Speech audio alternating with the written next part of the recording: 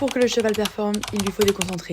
Erreur, c'est totalement faux. Déjà, je vais vous faire un petit point histoire. Au XXe siècle, c'est l'arrivée des centres équestres. Et oui, c'est assez récent finalement les centres équestres parce que jusque-là, les chevaux étaient très utilitaires, donc pour toutes les tâches agricoles finalement. Les centres équestres sont donc implantés souvent dans des milieux industriels. C'est pourquoi il y avait beaucoup moins d'étendues de champs, etc. pour les chevaux. Il fallait donc trouver une alternative parce qu'ils n'avaient pas d'herbe, beaucoup moins du moins que les chevaux des paysans.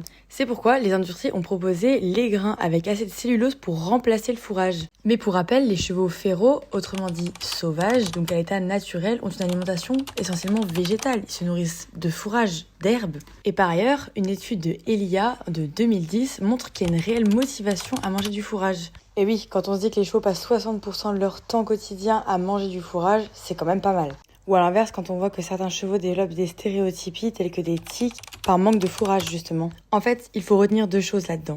La première, c'est que les concentrés pourront jamais remplacer le fourrage. Je parle principalement des apports nutritifs pour le cheval.